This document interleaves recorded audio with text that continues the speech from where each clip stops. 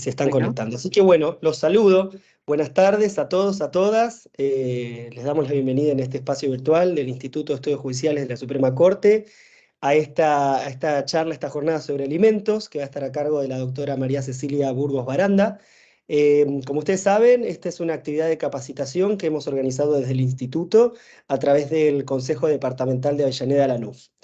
Antes de dar comienzo, en este momento les estoy dejando en el chat un enlace a un formulario para que ahí puedan acreditar su participación en este encuentro.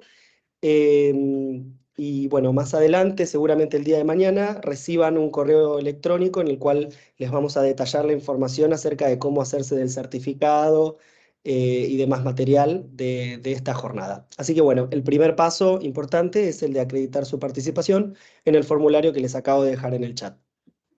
Ahora bien, para dar inicio, comentarles que si quieren hacer alguna pregunta o algún aporte, pueden utilizar el chat o bien pueden encender su micrófono para hacerlo a viva voz. Para esto, lo más conveniente sería que utilicen el botón de participar, que es levantar esa manito virtual, así les cedemos el micrófono. Ahora bien, para dar inicio, va a tomar la palabra la doctora Estela Morano, titular del Juzgado de Familia número 4 de Lanús y presidenta del Consejo Departamental del Instituto de Estudios Judiciales en el Departamento Judicial de Avellaneda, Lanús. Estela, te escuchamos. buenas tardes a todos. Desde ya, gracias por participar. Y para mí es un gusto presentar a la doctora Cecilia Burgos Baranda, porque además de ser una distinguida profesional, es una gran amiga mía. Así que les cuento que Cecilia es alumna egresada de la Universidad Nacional de Buenos Aires con diploma de honor, es profesora regular adjunta de la Universidad de Buenos Aires de grado y profesora del posgrado de Derecho de Familia, y ha desplegado muchísimas actividades académicas, es escritora de obras que se han publicado en revistas jurídicas y es un excelente docente. Las dejo con ellas y a disfrutar de esta charla que desde ya les anticipo que va a ser muy buena. Cecilia, la palabra. Bueno, muchísimas gracias, Estela. Espero no defraudar la presentación ni la amistad. El título, cuando me pidieron el título, fui muy concreta. Porque la verdad que para hablar de alimentos a los hijos, no sé cuántos años podríamos necesitar. Entonces traté de enfocarme en un mínimo, una pretensión de aspecto, que es pasemos a la acción, pasemos a la efectividad, partiendo de esto que sin duda todos conocemos y creemos que ejercemos de un lado y de otro del mostrador del Poder Judicial o de la página ahora, ¿no? De la letra a la tutela efectiva. Entonces, para darle un poco de material, de fundamento, más allá de los pensamientos que tengamos nosotros hoy y que yo creo realmente que más allá de citar a juristas valiosísimos, es indispensable en los operadores jurídicos, y me gusta usar esta palabra porque nos involucra en el mismo equipo a jueces y funcionarios judiciales. Yo siento que somos del mismo equipo, honestamente lo siento, si bien nunca estuve del lado del Poder Judicial. Entonces, digo, el pensamiento de cada uno de los operadores es indispensable, y el pensamiento para el caso concreto del abogado, cuando hace una demanda, cuando la contesta, y para el funcionario judicial, cuando resuelve o forma parte de la resolución. Entonces, todos sabemos que hay unas reglas de Brasilia, todos sabemos, no puedo mover el power. ¿No te aparece el control? Ahora no sé qué pasó, a ver si será porque me saqué los... Sí, tengo lo tengo que apretar, además, Sí. listo, Ahí está, perdón. ahí está, perfecto. No pasa nada. Ahí está, todo bien. Bueno, entonces digo, todos sabemos que existen las reglas de Brasilia y podemos recordar hoy esta intención. El sistema judicial se debe configurar, decían en 2008, reunidos en la cumbre Interamericana, los jueces. El sistema judicial se debe configurar y se está configurando como un instrumento para la defensa efectiva de los derechos de las personas en condición de vulnerabilidad. Descontamos que alimentos para hijos, hay una persona vulnerable y que es el hijo menor de edad, sin duda, ¿verdad? Entonces, poca utilidad tiene que el Estado reconozca formalmente un derecho si su titular no puede acceder en forma efectiva.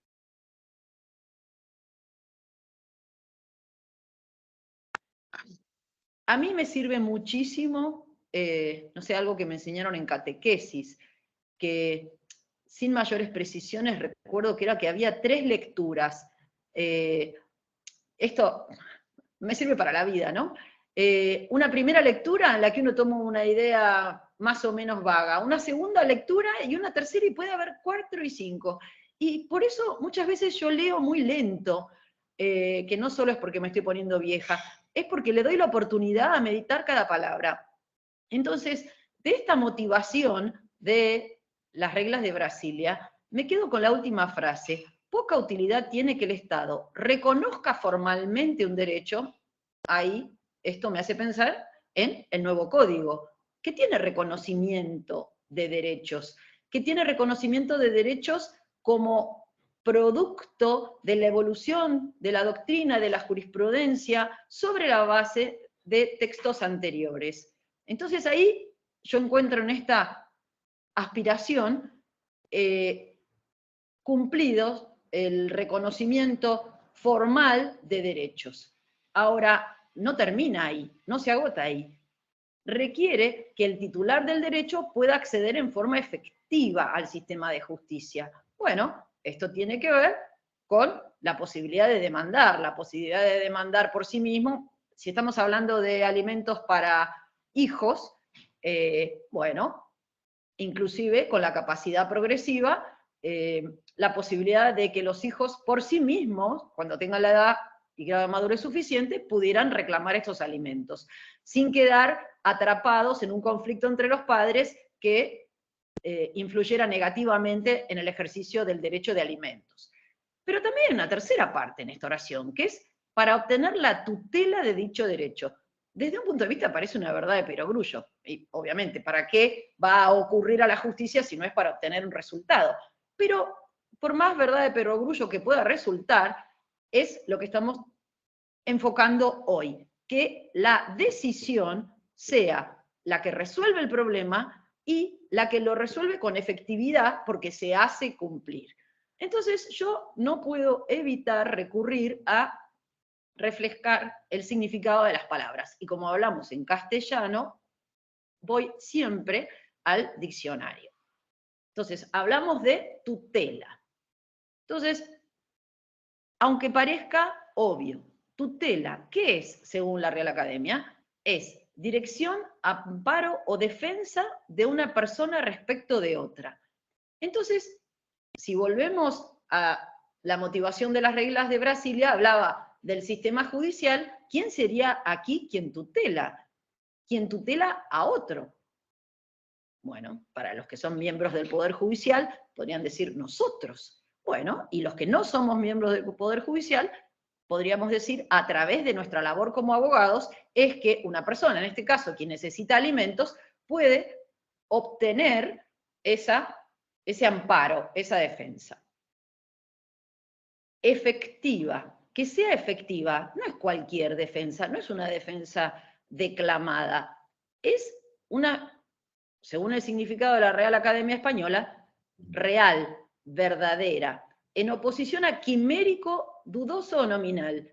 Me encantó la palabra quimérica, entonces también la busqué. Y más me encantó encontrar el significado, porque no lo tenía tan preciso, como fabuloso, fingido o imaginado sin fundamento. Yo, con cierto pudor, por sentirme parte de este grupo al cual el vulnerable le confía la defensa de sus derechos, decía, con cierto pudor percibo que a veces la defensa es fingida o fabulosa y no real. tutela, perdón, no me salté una, no. Entonces, esto de la tutela efectiva, en el proceso de alimentos, ¿en qué, cuándo, cómo, en qué aspectos puntuales podríamos exigir, buscar, profundizar en la tutela efectiva? Yo hice una pequeña lista que luego trataremos de profundizar y honestamente planteo de la propuesta de profundizarlo para hacerlo real, siempre va a servir el aporte de más de una persona. Así que los invito honestamente a que si tienen algo para preguntar o para aportar, lo hagan. Entonces, en esta pequeña lista de momentos del tema de los alimentos, alimentos para los vulnerables y específicamente para los hijos menores, se me ocurrieron todos estos momentos. Uno, desde el inicio mismo de un juicio de alimentos, en el concepto mismo de alimentos provisorios. ¿Cómo funciona lo de la tutela efectiva? Después de la fijación de los alimentos provisorios, ante el eventual incumplimiento del obligado, ¿cómo funciona la tutela efectiva? Luego, cuando ya llegamos a la sentencia, en la determinación de la retroactividad, ¿cómo estamos con esto a partir del nuevo código? ¿Hay claridad? ¿Hay avance? ¿O se podría considerar que en alguna jurisdicción hay regresión? ¿Se puede tolerar la regresión? En el tema de los intereses para los alimentos devengados durante el juicio, ¿aprovechamos lo que el código dispone sobre capitalización de intereses? Cuando bueno, veo un error ahí que dice porcentaje, pido disculpas. Cuando la cuota se fija en porcentaje, ¿qué ideas tenemos de porcentaje? Me ha tocado intercambiar con abogados y con miembros del Poder Judicial que dice, bueno, en el juzgado tenemos establecido un hijo, no sé, 30, o 25, 2 hijos, 30. Yo sé que existen esos porcentajes. Ahora, me pregunto y les pregunto, ¿de dónde salen esos porcentajes? ¿Y cuán determinantes son a la hora de fijar? ¿Son una línea de abordaje cual las tablas de Düsseldorf? ¿O son aplicadas directamente en forma mecánica, con lo cual hay un riesgo de que no sea lo más adecuado para el alimentista del caso? El impulso procesal a cargo del juez, no tenemos ninguna duda de que está en el código. Ahora, ¿quiénes son jueces lo usan? ¿Cuánto lo usan? Cuando hay alimentos a favor de un menor y un peticionante de alimentos que tiene un abogado que trabaja mal. Habemos abogados y abogadas y a veces trabajamos mal. El juez aprovecha esa herramienta que tiene. ¿Es facultativo para el juez aprovecharla? ¿O es un deber del juez utilizarla? Dentro de esto, del impulso procesal, está la posibilidad que el código le da de ordenar pruebas. Hago la misma pregunta. ¿Con cuánta habitualidad los jueces ordenan pruebas? ¿Con cuánta habitualidad antes de dictar una sentencia, cuando pasó más de un año, 2 años de juicio en este país con la inflación que tristemente tenemos hoy, un juez considera que no puede dictar una sentencia si no pide ciertos medios de prueba más recientes? ¿Los usa o no? La inmediación y el libre interrogatorio de las partes. Yo, en mi ejercicio profesional, me he topado con una costumbre de los jueces de rechazar la prueba confesional. Entonces yo lo traigo aquí. La inmediación y la prueba confesional, ¿van de la mano? ¿de dónde saldría la justificación de, por definición, por default, del juez, de la posibilidad del juez de rechazar la prueba confesional? ¿Qué otra cosa sería ponderarla una vez que está producida? Pero rechazar la producción misma. ¿Es compatible esto con la idea de la inmediación de juez, partes, prueba? Bueno, vamos a tratar de avanzar de a uno. En el concepto de los elementos provisorios, bueno, podemos pensar, o sea, yo quiero ir a pensar puntualmente el contenido. Contenido, la extensión, qué rubros sí, qué rubros no. Parto de la base de que todos los que estamos aquí entendemos que los alimentos provisorios no son los mismos que los alimentos que se fijan en la sentencia y que por oposición calificamos como definitivos, aunque sepamos el carácter de definititud que tienen los alimentos, ¿no? Entonces, y también parto de una realidad que yo aprecio en el ejercicio de la profesión, que es la de percibir una actitud restrictiva hacia los rubros y la extensión de los alimentos provisorios, y entonces, como si fuera la primera vez que estudio el tema, digo, ¿de dónde sale esto? Y voy a buscar. Entonces, primero voy a la norma del Código Civil y Comercial que dice elementos provisorios, desde el principio de la causa o en el transcurso de ella, el juez puede decretar la prestación de alimentos provisionales y también la suspensa del pleito si se justifica la falta de medios. A mí, por ejemplo, así como si fuera un marciano que por primera vez leo este artículo, diría, ¿dice el juez? Puede. Y hace un rato hablamos del impulso procesal de oficio.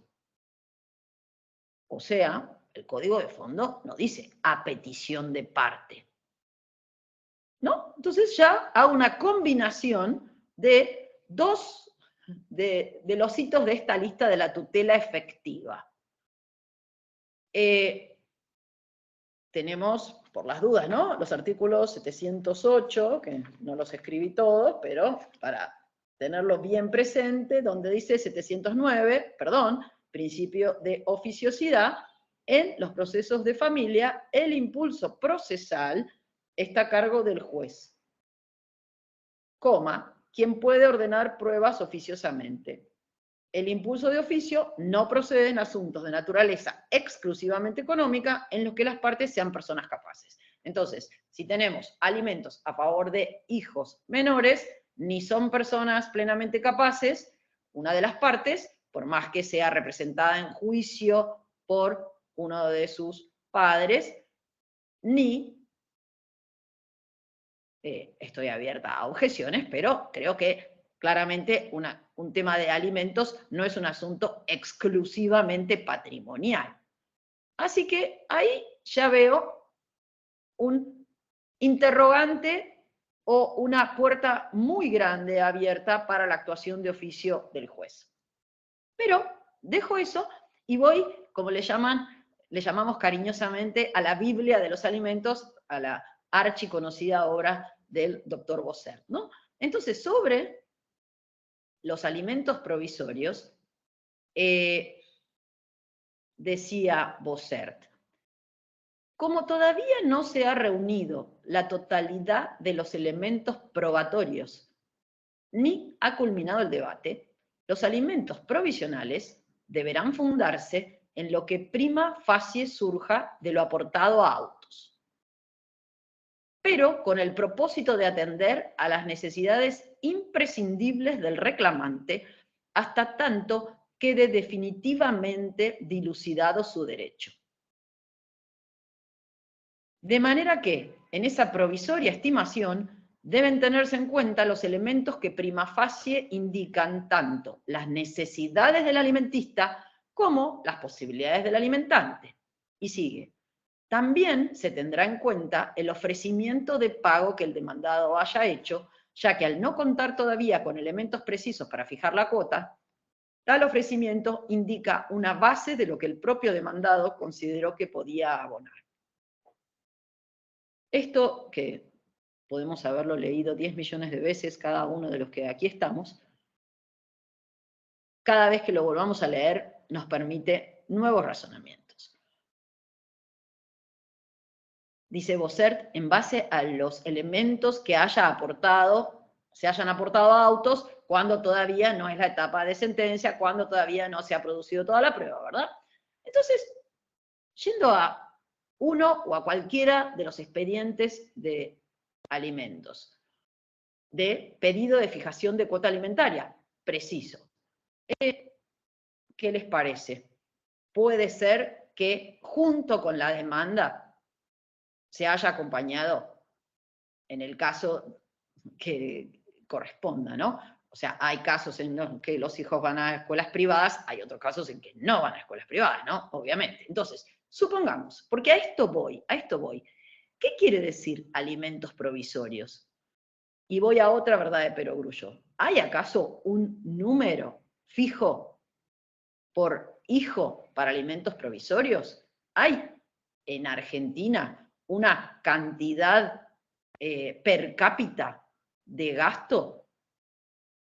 Lo único que me viene a la mente es la canasta básica individual, familiar, la que es solo alimentaria. Ahora, hablar de canasta básica, ¿es lo mismo que hablar de alimentos provisorios o provisionales?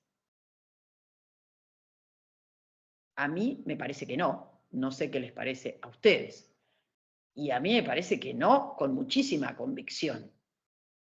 Entonces, voy a seguir viendo por qué me parece que no. Decía Bossert, los alimentos provisorios, cuando el expediente todavía no está en condiciones de ser sentenciado, se basan en los elementos que existan aportados a los autos. Entonces, vuelvo a esto, a modo de ejemplo, ¿será infrecuente ver que a la demanda se agrega una factura de un colegio al cual asiste el hijo o los hijos, una factura que esté expedida a nombre del demandado, inclusive que pueda haber aportado no solo la factura, sino también un libre deuda a determinada fecha del colegio, e inclusive a alguna demanda que se haya aportado un certificado expedido por el colegio que indique desde qué fecha el hijo, en interés de quien se reclama la fijación de cuota alimentaria, asiste a ese establecimiento escolar y que durante toda su escolaridad los servicios educativos fueron abonados por el demandado. Entonces, digo, yo varias veces cuando hago una demanda aporto esto, por eso lo tengo presente como que puede estar muy bien a disposición del juez. Cuando le pedí los provisorios, ya le acompañé esto. Lo mismo puede ser, en algunos casos, que los colegios, cuando son colegios por los cuales hay que pagar, discriminen distinto tipo de rubros, porque algunos se manejan con una cuota global, por ejemplo, si son doble escolaridad, y hay otros colegios que tienen por la mañana lo que sería la currícula obligatoria y por la tarde dictan talleres que se pueden considerar optativos, o sea, eso va en la modalidad de cada colegio, ¿no? Pero que pueden estar incluidos en la misma factura, identificándose por ser electivos, que no todos los alumnos asistan a los mismos talleres. ¿Bien? ¿Y por qué digo esto? Por ese abordaje de los alimentos provisorios que yo percibo que es el de que sean restrictivos. Entonces, para un hijo que esté en tercer año de la secundaria y que desde que entró al mismo colegio, que tiene organizada su actividad por la mañana, la currícula obligatoria, y por la tarde, idiomas, deportes, actividades artísticas, todas las cuales desarrollan todos los alumnos, aunque eligiendo algunos alumnos unas actividades, otros otras, y pagando entonces identificado por rubro, todo en la misma factura. ¿Por qué menciono esto? Porque me parece que puede suceder muchas veces que al fijarse los alimentos provisorios se haga esta distinción de la cuota del colegio es una cosa y en cambio las actividades extracurriculares, extraprogramáticas, no obligatorias son otra cosa, ¿no? Entonces, estamos pensando desde el punto de vista de los alimentos provisorios. Y volviendo al ejemplo, una cuota cuya fijación se pide respecto de un adolescente que está en tercer año de la secundaria y que toda su vida fue al mismo colegio, realizó las actividades que ese colegio le ofrecía, pero que se pueden discriminar en obligatorias y en optativas. A la hora de fijar los alimentos provisorios, esta distinción entre las obligatorias y las optativas, ¿cómo incidiría? ¿Daría para reducir el alimento provisorio a solamente las obligatorias y que no alcance para las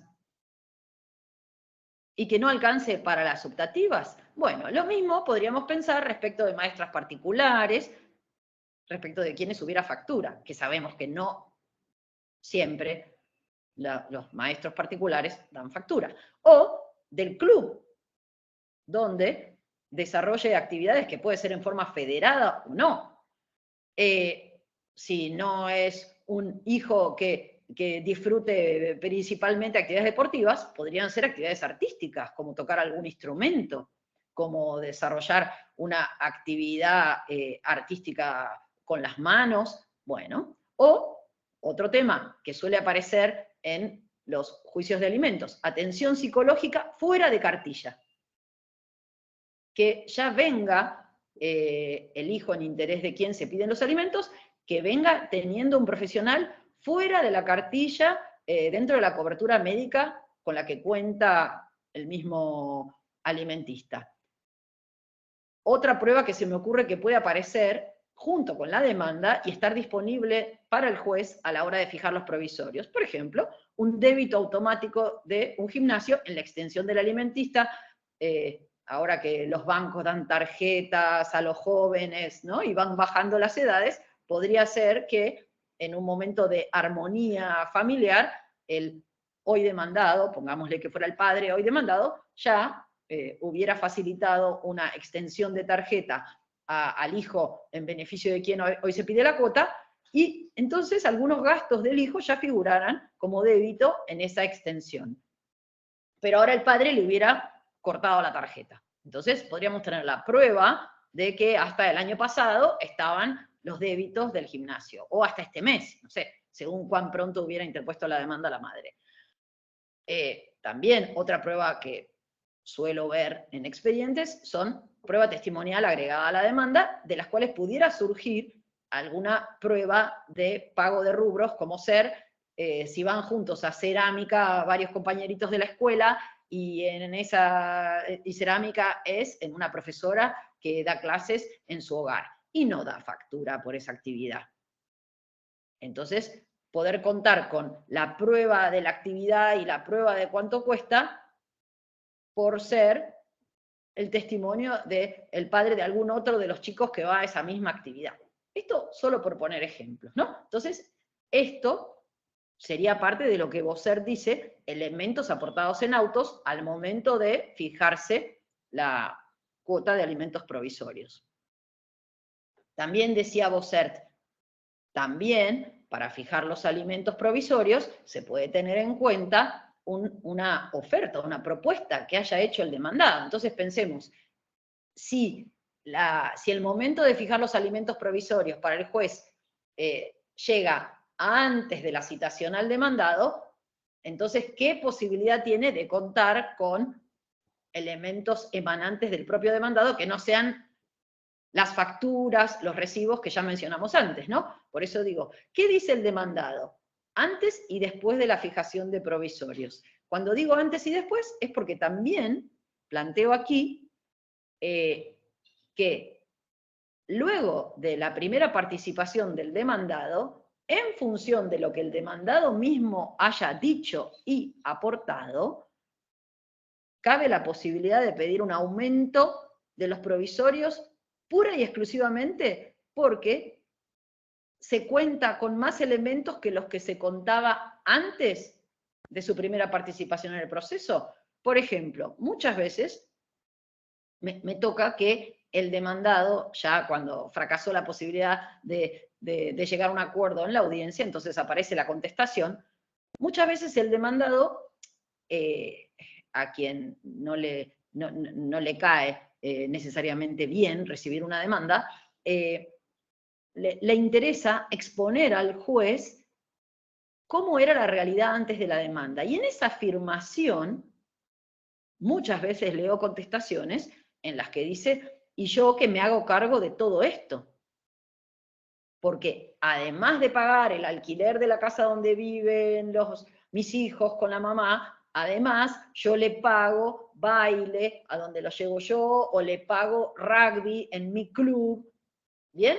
Cosas que quizás en la demanda no habían podido ser demostradas por falta de comprobante de parte de la mamá que reclamaba los alimentos. Pero una vez que el padre contestó y ya él mismo aporta ese dato, que no será un hecho controvertido, ¿verdad? Porque el padre mismo lo aportó y la madre no lo niega. Es más, si el padre aportara un comprobante de pago, se le daría traslado del documental a la madre, por ejemplo.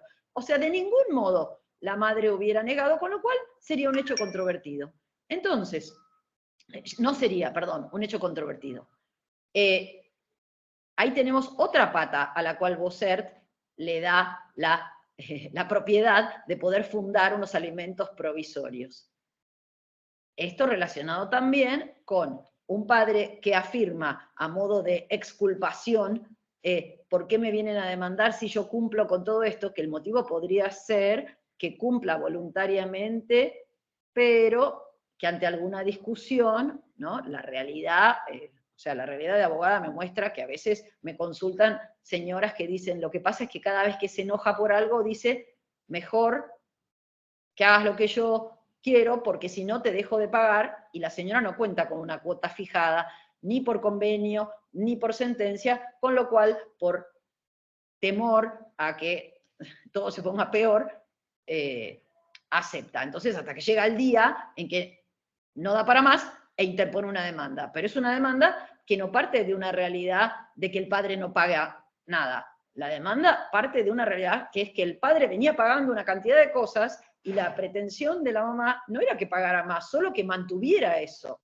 Imagino que les habrá tocado en los juzgados recibir demandas de este tipo. Con lo cual, hay prueba de lo que se hacía hasta muy poco antes de interponer la demanda, a diferencia de si fuera una demanda de alimentos entre parientes, ¿no? En los cuales fuera un hermano mayor demandado por el hermano menor, hijo del tercer matrimonio del padre, que no tenga la menor idea de la vida del hermano menor, y le tenga que contar, bueno, yo necesito esta escuela, necesito lo que sea. En cambio, un padre con un hijo que pagó hasta el mes pasado, antes de enojarse, sabe todo y lo venía pagando. Entonces ahí, sobre qué dice el demandado, tendremos la mejor, a mi humilde criterio, la mejor prueba de su capacidad económica y también de que los rubros son necesarios para su hijo, y ahora vamos a seguir sobre esto, ¿qué es ser necesario?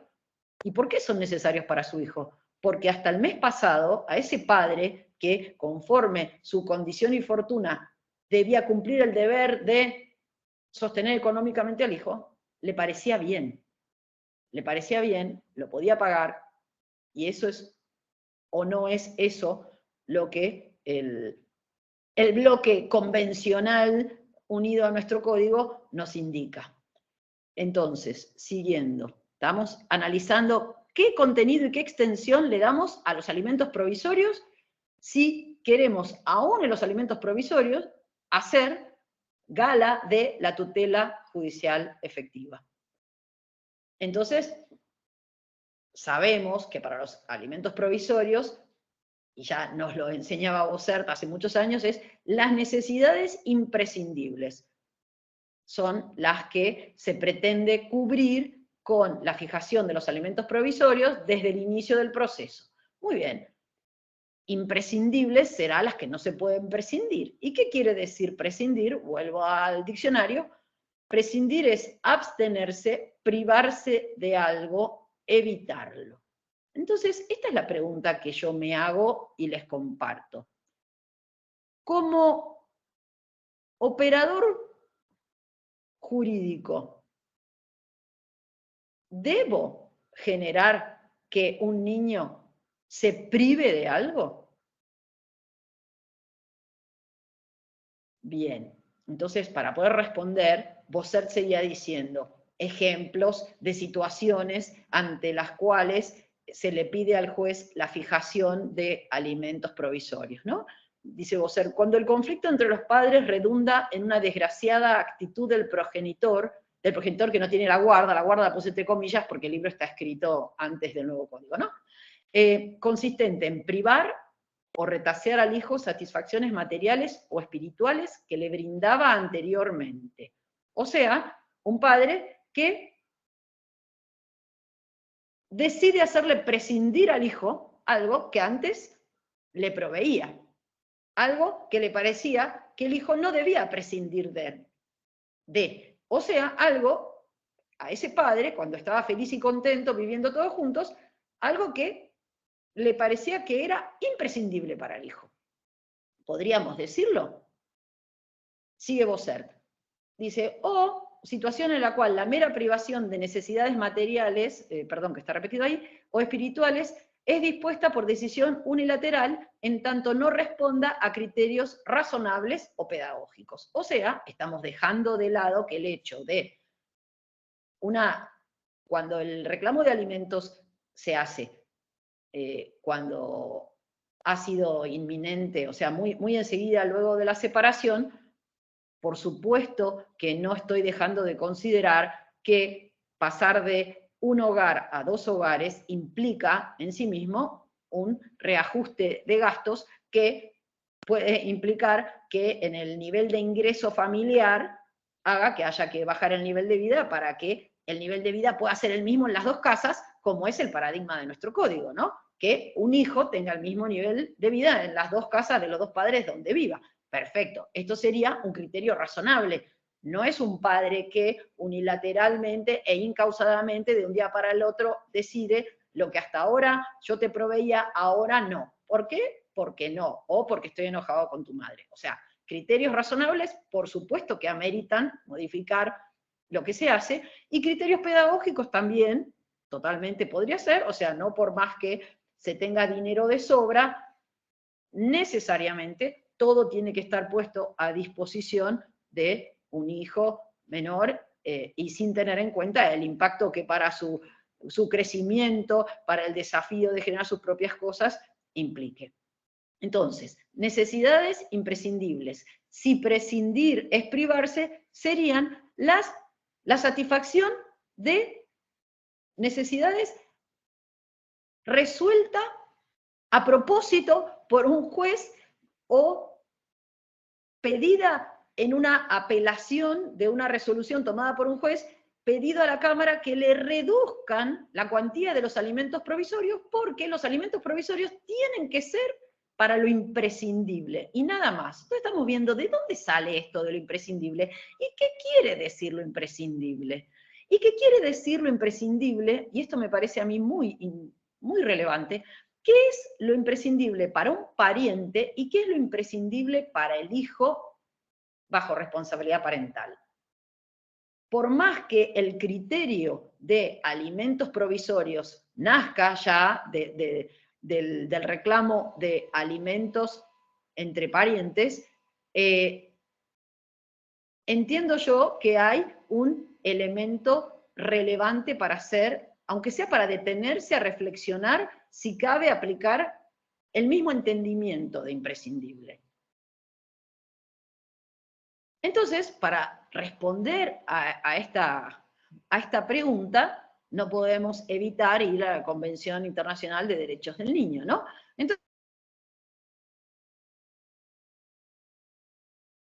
una cantidad de veces, pero no viene mal enfocar, a ver, específicamente para esta pregunta, ¿en qué medida me ayudaría? Entonces tenemos el artículo 3º, punto 2, que dice, los Estados partes se comprometen a asegurar al niño la protección y cuidado que sean necesarios para su bienestar, teniendo en cuenta los derechos y deberes de los padres, tutores u otras personas responsables de él ante la ley, y con ese fin tomarán todas las medidas legislativas y administrativas adecuadas. Y yo pongo ahí, signo de pregunta, medidas judiciales, o sea, acá ¿están obligados los jueces cuando fijan las resoluciones, cuando fijan los alimentos provisorios por todo lo que dice en este artículo? Bueno, sigo con el artículo 4. Los Estados partes adoptarán todas las medidas administrativas, legislativas y de otra índole, acá sí podríamos ver a los jueces, ¿no?, para dar efectividad a los derechos reconocidos en la presente convención. En lo que respecta a derechos económicos, sociales y culturales, los Estados partes adoptarán esas medidas hasta el máximo de los recursos de que dispongan, y cuando sea necesario dentro del marco de la cooperación internacional. Artículo 6 de la Convención, los Estados partes garantizarán en la máxima medida posible la supervivencia y desarrollo del niño. Entonces, yo pregunto, ¿esto de garantizar en la máxima medida posible está restringido a la sentencia definitiva? ¿O aplica también para los alimentos provisorios? Y entonces, también fui a buscar al diccionario qué quiere decir bienestar, que, según el artículo 3º, los Estados partes se comprometen a asegurar los cuidados necesarios para el bienestar del niño, ¿no? Y fíjense lo que dice la Real Academia. El bienestar es el conjunto de las cosas necesarias para vivir bien. Y en la segunda acepción dice, vida holgada o abastecida de cuanto conduce a pasarlo bien y con tranquilidad. O sea, ni en la primera ni en la segunda acepción de bienestar dice vivir con lo justo y necesario, vivir con lo indispensable para no morir de hambre, vivir con lo indispensable para que no enfermarse por no tener abrigo.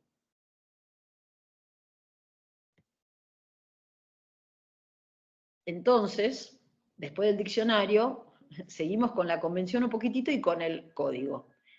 El ya archiconocido artículo 27 de la Convención, que dice, los Estados partes reconocen el derecho de todo niño a un nivel de vida adecuado para su desarrollo físico, mental, espiritual, moral y social.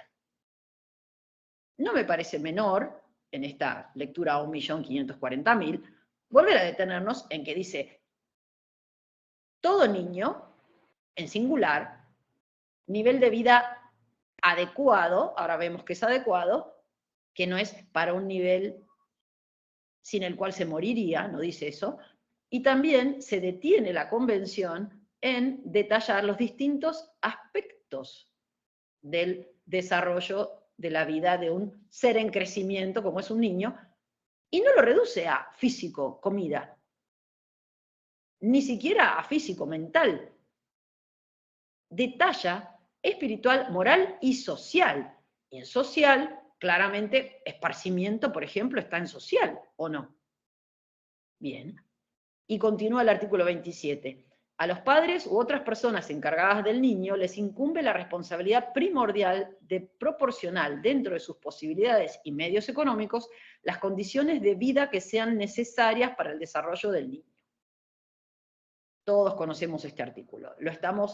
Los invito a releerlo para ver cómo nos sirve para el pedido y la fijación de alimentos provisorios, ¿sí? Para que sea efectiva la tutela también en los alimentos provisorios.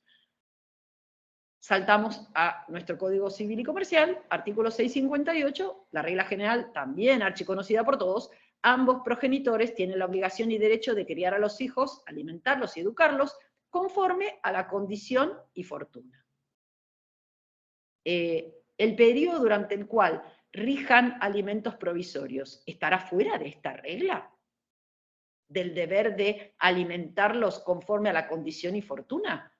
Si la condición y fortuna ya surge de los elementos aportados a la causa desde inicio, cuando hay que resolver el pedido de provisorios?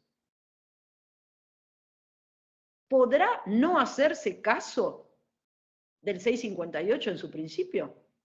Entonces, por si nos queda alguna duda de la combinación del nivel de vida adecuado y de el deber de criar a los hijos conforme condición y fortuna, agudizamos la mirada de esas palabras escogidas por sendos legisladores. Entonces vemos adecuado. Adecuado, el del artículo 27, es apropiado para alguien o algo. Esto ya nos está hablando de que no es para todo el mundo, para el niño universal. Es específico. Adecuado es individual, es de alta costura, no es prêt-à-porter, por decirlo así.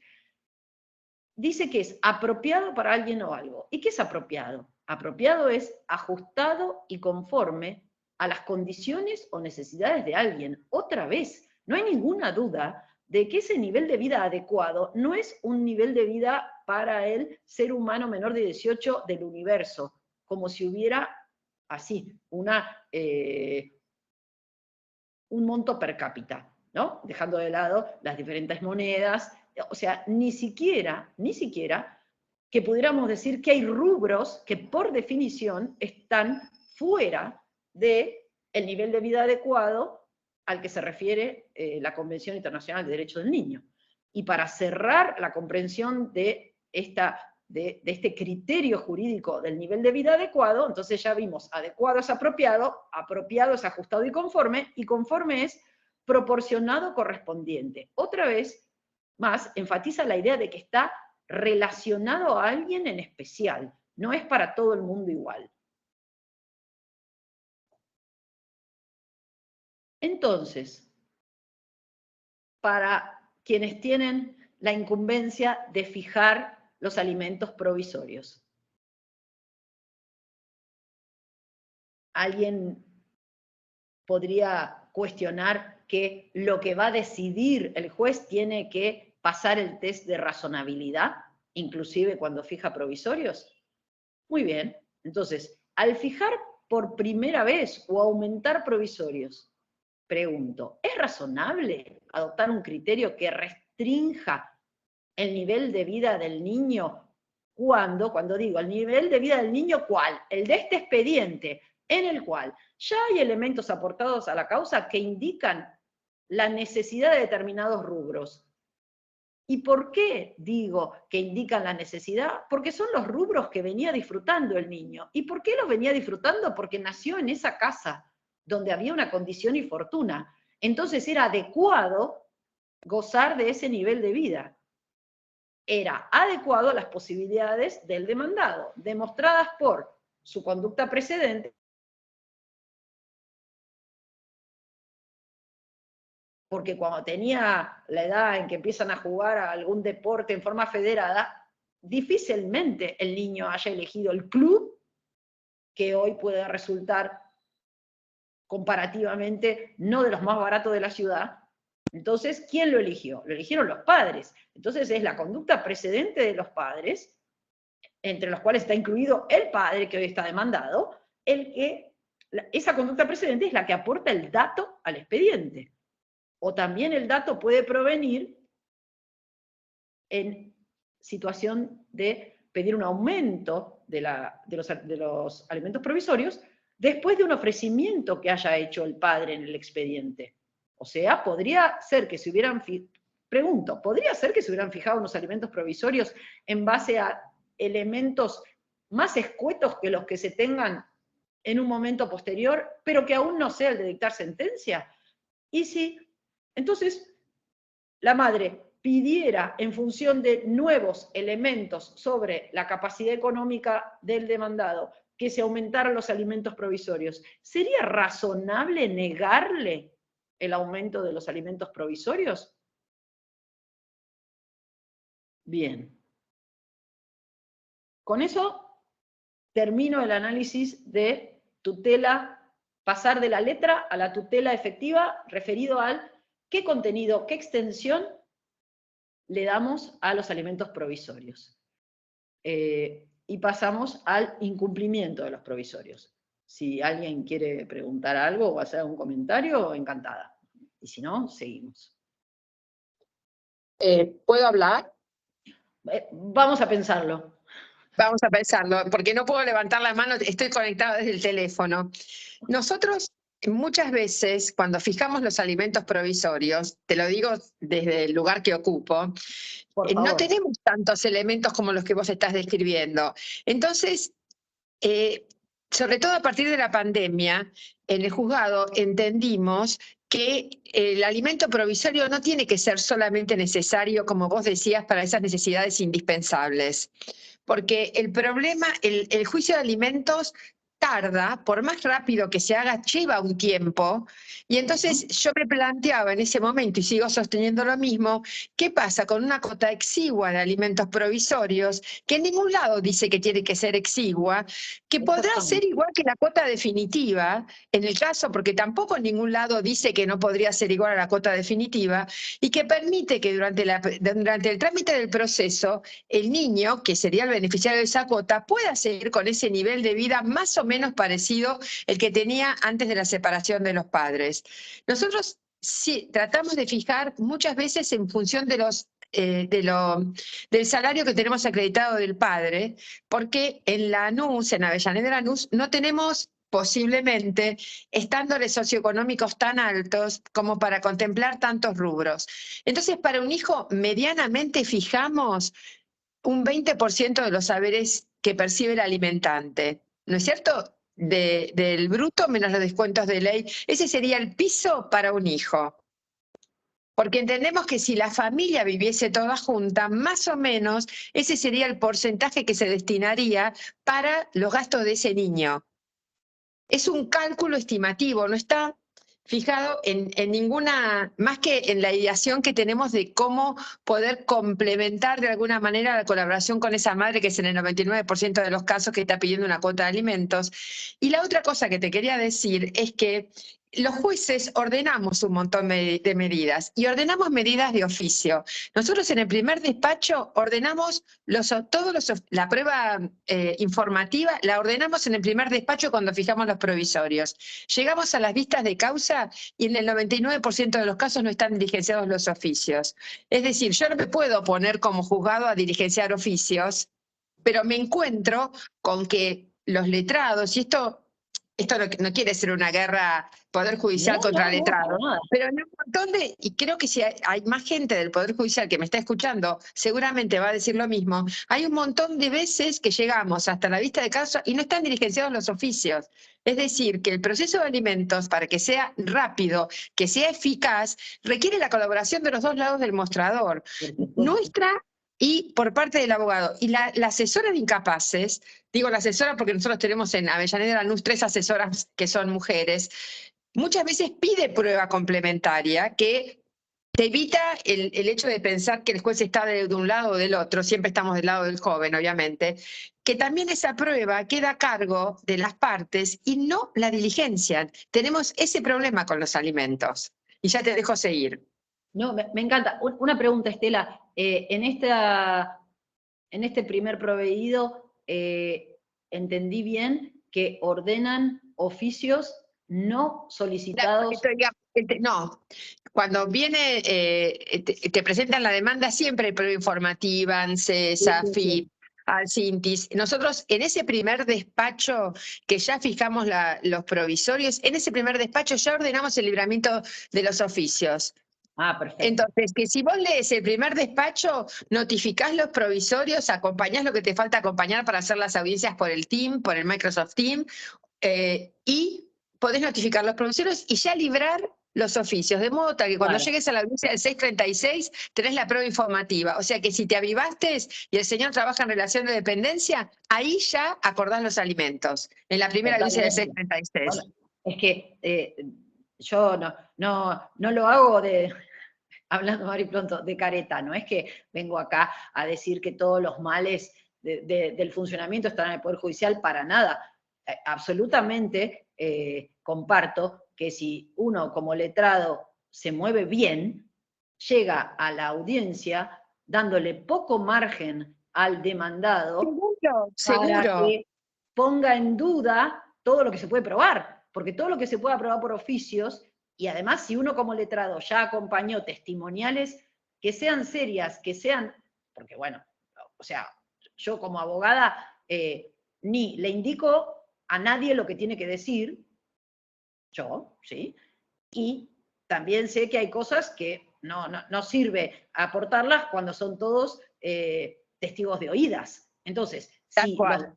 si las testimoniales que se acompañan a la demanda son serias, más oficios que se hayan pedido, y hay bastantes chances de para la fecha de la audiencia tener algunos respondidos, entonces yo ahí creo que juega totalmente la inmediación, porque va a haber un Tal cual. demandado sentadito en el juzgado, Que ya lo tenés contra las cuerdas. exacto, delante de un funcionario judicial que será el consejero de familia en provincia, estamos acá, y si no, en Poder Judicial de la Nación, ojalá que fuera el juez, porque yo no sé qué saldría si nos pusiéramos a debatir cuánta presencia impone un juez en una audiencia. Yo creo que sí impone. Entonces, que al más informal de los demandados, si entra el juez y se le sienta adelante, el juez o la jueza, ¿no? Y le habla con firmeza, yo creo que es una gran oportunidad de que se dé cuenta que no está para que se haga el vivo, ¿sí? Entonces, esto de la inmediación en una audiencia con toda la prueba que ya se pueda tener producida, que 100% está a cargo del abogado, del abogado, ¿no? Y del abogado, y yo tendré el defecto profesional de que me gusta ser docente, y entonces a mis clientes, antes de meter una demanda, les doy tanta tarea que hay algunos que medio se me quejan, me dicen, pero todo esto tengo que juntar. Entonces yo le tengo que explicar, lo que pasa es que el juez no vive con usted, señora. Entonces, el juez ya sabe que los padres tienen que alimentar a los hijos, pero cuánto consumen sus hijos, de la única forma que lo va a saber es si nosotras le llevamos prueba. Entonces, asumo 100% eso de que una sentencia que diga el padre tiene que mantener a los hijos, pero esa no es la que busco. Ni el juez, ningún juez necesita que le funde el derecho, le acredito la afiliación y se terminó. Pero un juez no puede inventar cuánto cuesta la vida de ningún hijo. Y esa es 100% tarea del abogado, poniendo a laburar a su clienta que le junte los comprobantes, porque yo tampoco sé cuánto gastan mis clientas. Entonces, y esto, entonces ya que Estela lo dice, me hace saltar a algo lo del porcentaje, Estela, que lo tenía para el final. Yo conozco que los porcentajes rondan en esto del 20, cuando se establecen en porcentaje, ¿no? Del 20, del 30. Personalmente, nunca me tocó una sentencia, a mí, del 70% de los ingresos. No, nunca fijé eso, una del 70. Bueno, muy bien. Y entonces, porque también tenés que pensar que el padre tiene que tener un incentivo para seguir trabajando. Porque si vos le fijás el 70%, el tipo te renuncia al trabajo. Porque se queda sin nada. Entonces hay que tener un delicado equilibrio. Total. Pero vos sabés, Estela, que preparando este encuentro, ¿no? Y por eso, cuando, no me acuerdo si fue ayer o antes de ayer, me pidieron si podía pasar el Power, y les dije que no, porque lo estaba ayornando, porque la verdad que yo vi un afiche por la calle que dice, el paracaídas es como el cerebro, si no se tiene abierto no sirve para nada. Entonces, yo no hay un Power que lo use 2 veces, porque siempre me da ganas de repensar las cosas, ¿no? Entonces, en esto de repensar las cosas, en el blog de familia de María Victoria Famá, me encontré con un fallo de un hijo que reclama el daño a su padre por haber matado a la madre, y el razonamiento de los jueces para fijarle el monto daño material fue, la madre no tenía una capacitación especial y cuando murió creo que tenía menos de 21 años. Entonces dice, la proyección que se puede hacer es que podría ganar el salario mínimo vital y móvil. Y acá viene la parte que tiene que ver con este tema. Dice, entonces es dable suponer que el 70% de los ingresos de la madre habrían sido destinados a el hijo. Y yo dije, wow, porque esto del 70 para fijar los daños no es el mismo criterio que manejamos para fijar las cuotas alimentarias. El fallo lo tienen todos porque está en el Power, ¿sí? Me pareció súper interesante, ¿no? Sí, claro, pero lo que pasa es que a veces cuando hay más de un hijo, nosotros tenemos clientes, por decirlo de alguna manera, que tienen hijos con 2 o 3 mujeres diferentes. Entonces, el repartir el escaso ingreso, a veces también nos fijamos alimentos teniendo en cuenta el salario mínimo vital y móvil. Entonces, a veces se fija un salario mínimo vital y móvil porque es una pauta de actualización porque no tenés permanente. Acreditado, y porque no tenés acreditado otro ingreso Entonces, superior. a veces nos fijamos con eso. Bueno, te dejo seguir hablando, no te interrumpo Muy más. bien. Bueno, entonces, volvemos. Entonces, estábamos con pensar el contenido y la extensión de los alimentos provisorios. Estoy 100% de acuerdo con la doctora Morano. Ahora vamos, ¿qué pasa si después de fijados los alimentos provisorios se incumplen? ¿No? Entonces, antes de ver lo que dice el Power, digo, bueno, los alimentos provisorios podría ser que se fijen, como mencionó la doctora, en un 20% de los ingresos, pongámosle. Entonces, la forma de cumplimiento podría ser la retención directa, por ejemplo. Muy bien, entonces, si es la retención directa, mientras siga trabajando, bueno, y mientras el empleador cumpla, se estarían cumpliendo los alimentos provisorios. Ahora, si no fuera fijados en porcentaje y fueran fijados, como muchas veces me ha tocado, que los provisorios sea que siga pagando lo que ya pagaba, que siga pagando el colegio, que siga pagando la cobertura médica, o le seguirán descontando si es que se la paga el empleador, ¿no? Bien. ¿Y qué pasa si no sigue pagando? Antes pagaba y después deja de pagar. ¿Qué les parece que pasa?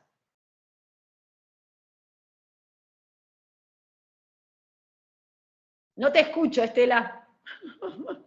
Hay que ejecutar, hay que ejecutar. Bueno, claro, obvio. ¿Y cómo ejecutarían unos alimentos?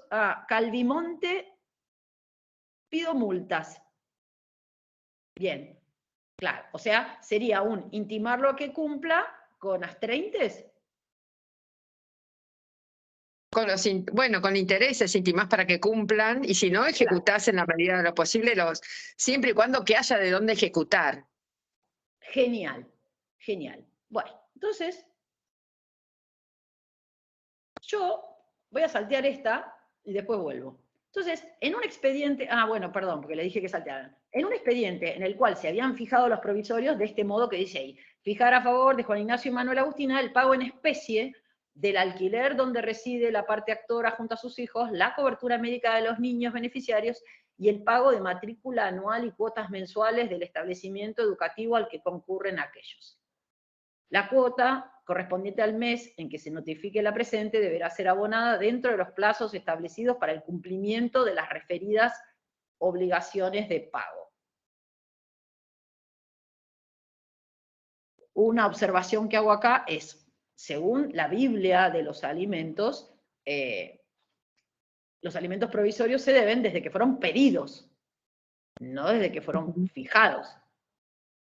Con lo cual, este último párrafo que dice la cuota correspondiente al mes en que se notifique la presente debe ser abonada dentro de los plazos establecidos para el cumplimiento de las referidas obligaciones de pago, para su interpretación cabría que recordemos esto de que por más que le notifique en un mes posterior, las cuotas desde que se pidieron los provisorios las debe pagar, aunque si no las había pagado, las tendrá que pagar en efectivo o tarde, ¿entienden a lo que voy?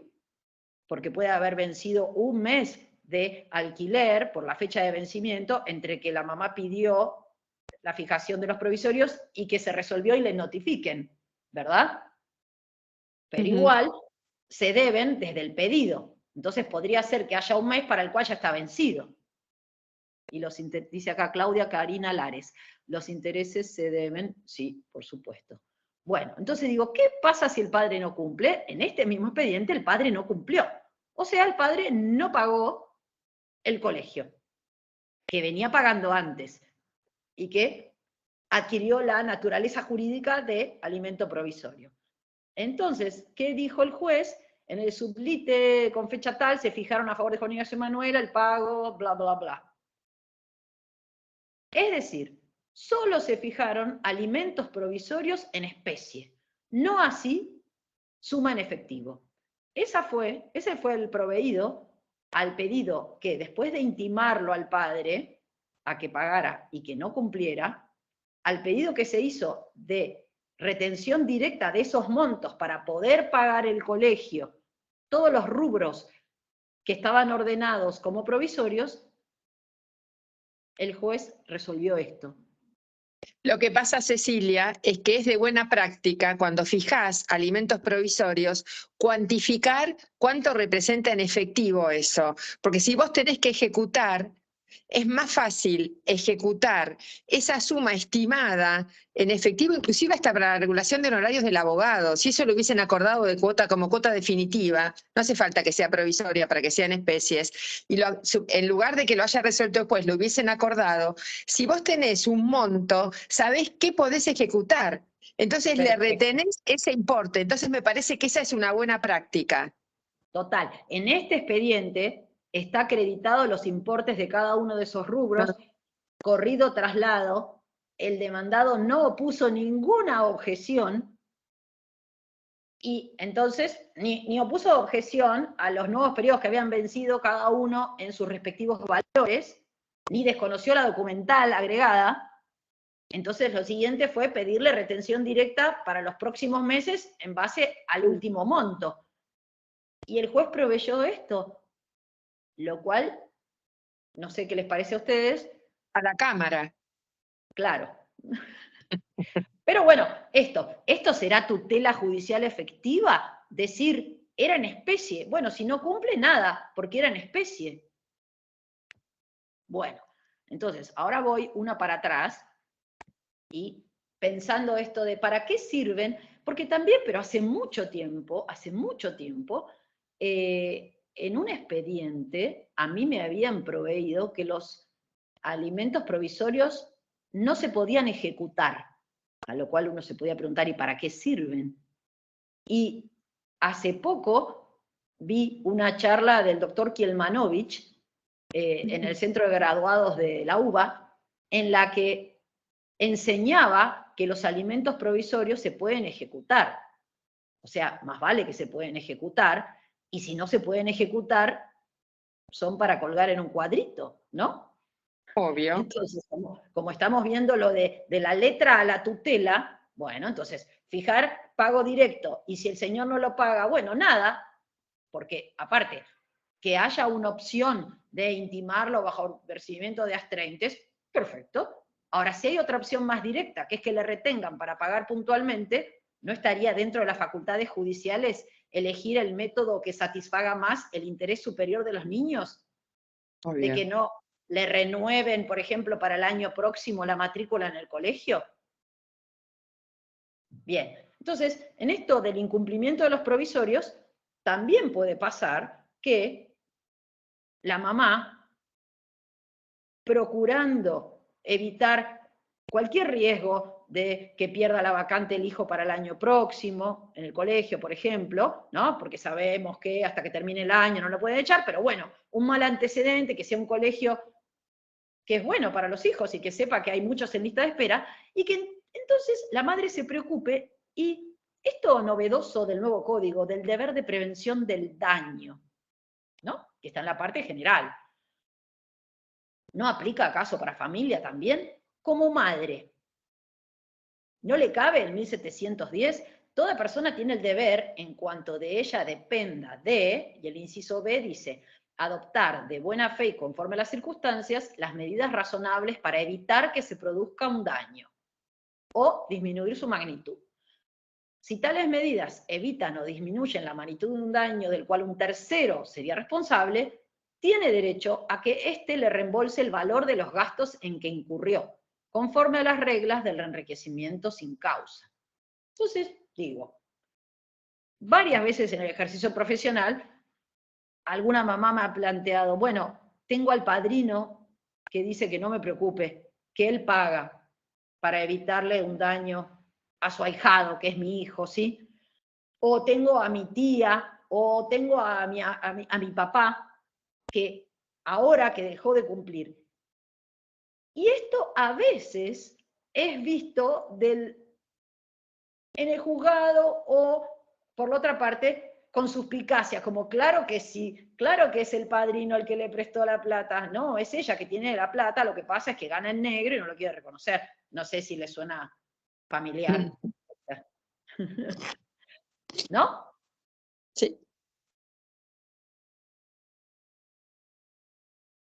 Situaciones, pero por supuesto que puede haber, de seres humanos que no actúan lealmente, sean mujeres, varones, sean madres, padres. Ahora, si en lugar de presuponer que todos los padres esconden y todas las madres son buenas, ni viceversa, a ambos no les cabe el deber de prevenir el daño, que encima es el daño para sus hijos, no es ni siquiera para ellos.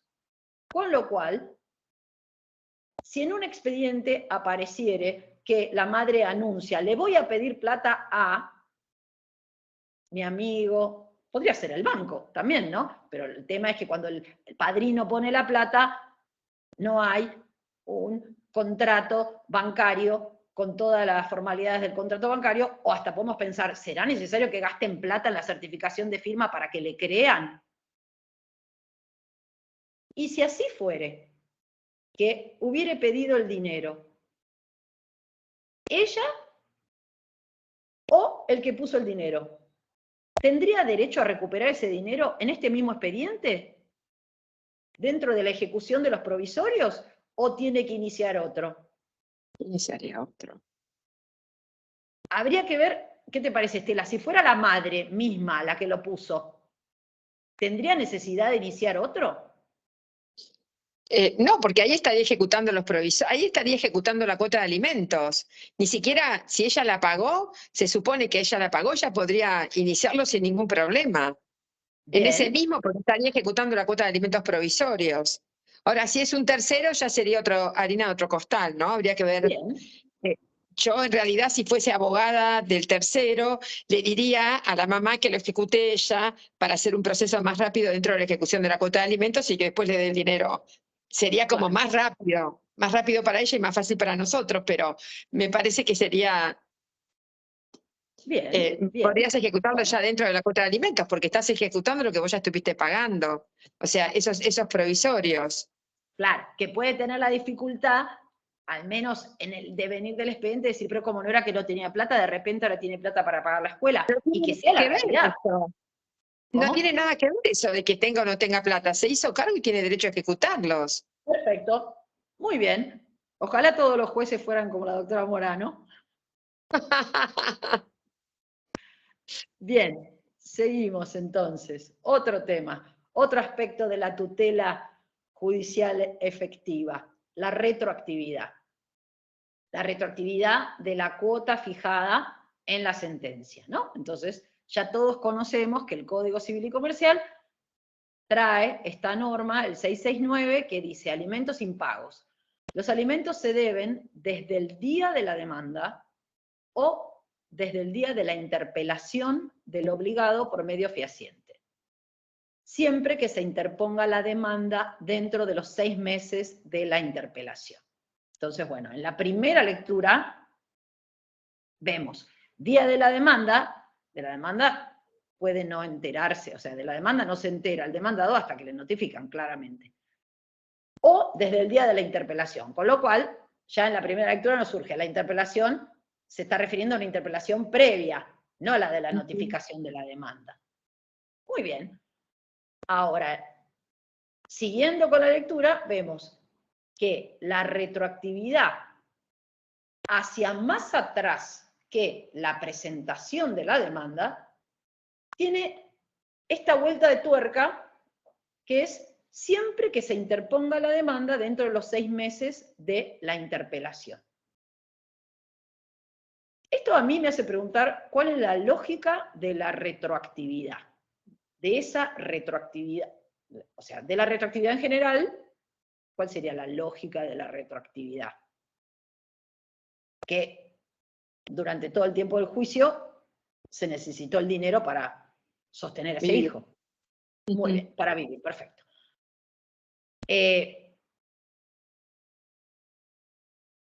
Y lo novedoso en el derecho argentino es que en el Código de Fondo esté establecida una retroactividad para más atrás del reclamo, ¿no? Entonces, lo podemos ver favorablemente si pensáramos en un criterio que ya existía desde antes del nuevo código, que es que la interpelación fehaciente pone en conocimiento de un modo innegable, con lo cual quien recibe el reclamo de modo fehaciente no puede válidamente decir que no estaba al tanto de la situación. Entonces, siguiendo con si la lógica de la retroactividad está en que se necesitó aún antes de la sentencia y que hubo un aviso, con lo cual no está sorprendido en su buena fe el requerido, ¿cuál es la lógica de esto de los 6 meses? ¿Cómo interpretan ustedes, cómo interpreta la mayoría que funciona? Y les pregunto si alguno tiene una interpretación distinta. La mayoría interpreta, que hasta se ha denominado por algunos que funciona como un plazo de caducidad, que si a los 6 meses de la interpelación no se interpuso la demanda, entonces caducó esa retroactividad ultraactiva para atrás de la demanda. Yo la verdad que no le encuentro razón a eso, no le encuentro razón porque no me parece que cumpla con el criterio de razonabilidad como medio enderezado a un fin. Si el fin es alimentar a alguien y lo que se quiere, o sea, en pos del fin no se quiere sacrificar el abuso, o sea, no se quiere permitir que se abuse del demandado, ¿bien? Lo digo de nuevo, el fin es satisfacer la necesidad de sostenimiento económico para la vida de alguien. Y esto, durante el proceso, hasta que salga la sentencia, hay que resolverlo de alguna forma, se resuelve con la retroactividad. ¿Y la retroactividad hasta cuándo? Bueno, entonces, para fijar ese momento hacia atrás, se tiene en cuenta no pasar por encima de los derechos del demandado. ¿Y cuándo se pasaría por encima? Si se lo pusieron en una situación de indefensión porque se lo obligara a pagar por un periodo durante el cual no estaba al tanto de que tenía que pagar. Entonces, acá o sigo a Petigiani, que dice que, bueno, ¿cuándo un padre puede decir que no está al tanto de que tiene que pagar? ¿No? Un padre que sabe que es padre. Entonces acá hago otra aclaración. Un hombre que en una relación sexual ocasional resulta que engendró un hijo con una mujer que hasta 5 años después no le avisa, sí puede ser sorprendido, porque no está sorprendido en que tiene que pagar, está sorprendido en que es padre, pónganle, si le ocultaron haber engendrado el hijo. Pero un padre que sabe que es padre, no necesita a nadie que le recuerde que el hijo depende de él para vivir. Y cuando digo depende de él, no estoy negando que dependa de la madre también, pero cada uno que tiene un hijo no puede negar la responsabilidad. Si quiere cerrar los ojos, los cierra, pero no puede pedir que lo amparen en su buena fe, porque no hay buena fe en desconocer que tengo un hijo que alimentar. Entonces, acá más adelante está mencionado el fallo de la Suprema Corte de Buenos Aires con el voto en disidencia del doctor Petigiani, y su argumentación va sobre la base de esto, es alimentos para los hijos, no alimentos para cualquier pariente, respecto de quien, por más que yo sepa que tengo un abuelo, que tengo un hermano mayor, puedo desconocer que necesita que yo lo mantenga, porque puedo creer que su hijo, si es mi abuelo, puedo creer que su hijo, que es mi primo, o mi sobrino, ahí me perdí, cubren sus necesidades. Pero respecto de mi hijo menor, yo no veo que pueda ampararme en una sorpresa de la buena fe. Con lo cual, no entiendo la justificación de que funcione como una caducidad, una vez que como padre o madre ya fui reclamada en alimentos, por más que no reciba la demanda dentro de los 6 meses, no encuentro la lógica para que automáticamente funcione como que esos periodos todos se pierden. ¿Cuáles son los periodos? Entre la interpelación y la demanda. En todo caso, yo podría entender, haciendo una interpretación de la letra de la ley, sin traicionarla, sin hacer como que no existe, y buscando coherencia con los valores que están en todo el código, podría entender que por política legislativa se limitara la retroactividad a 6 meses previos a la demanda, cuando la interpelación hubiera sido más antigua que 6 meses. Porque eso es menos malo que negarle toda la retroactividad. Sería como una solución de transacción. Lo máximo que se puede obtener es una retroactividad de 6 meses previos a la interposición de la demanda. Pero no, como la mayoría entiende, o sea, yo no encuentro razonabilidad en este efecto, que si la demanda se interpone 6 meses y 2 días, entonces se pierda los 6 meses transcurridos entre la interpelación y la demanda. Acá les comparto esta reflexión que no tengo acá opinión de Osvaldo Pitró, que es el titular de la cátedra en la que yo doy clases actualmente, y mencioné el voto del doctor Petigiani, y hay un fallo que, si no me equivoco, es de Trelew, en el cual se reconoció alimentos retroactivamente a la fecha de nacimiento del hijo, ¿sí? Pero son opiniones y una resolución aislada, ¿sí? Y antes de seguir con la otra filmina, también una reflexión sobre esto es el 669, que es del código de fondo, y dice alimentos impagos. Los alimentos se deben desde el día de la demanda. ¿Qué nos parece? ¿Esto aplica a todo juicio de alimentos? O sea, ¿al pedido de fijación de cuota solamente? ¿O al pedido de aumento de cuota también? Yo creo que a todos. Yo también, Estela, creo que a todos. Pero no lo he visto, honestamente, no lo he visto escrito así con convicción, como si encuentro la convicción de que transcurridos los 6 meses funciona como plazo de caducidad, cosa que me parece bastante deprimente, pero sobre este aspecto no encuentro una unanimidad o amplia mayoría en la doctrina y en las sentencias. Tengo una sentencia de septiembre del año pasado, es Poder Judicial de la Nación, aumento de cuota alimentaria, y la retroactividad la invoca en el Código Procesal, sin ninguna mención del Código de Fondo. ¿Sí? Y esto me lleva a lo que dice las siguientes.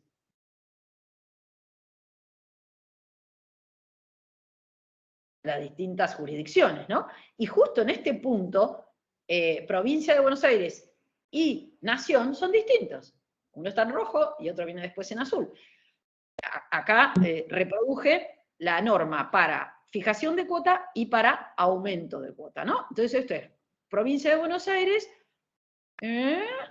desde interposición de la demanda, dice, para fijación de cuota alimentaria. Y Provincia de Buenos Aires es coherente consigo misma en que también para aumento de cuota es desde la interposición del pedido. ¿Tá? Entonces, ahora en Provincia de Buenos Aires, por el Código Civil y Comercial, lo hacen retroactivo a la interpelación. Muy bien. ¿Lo hacen retroactivo también para aumento? No lo sé.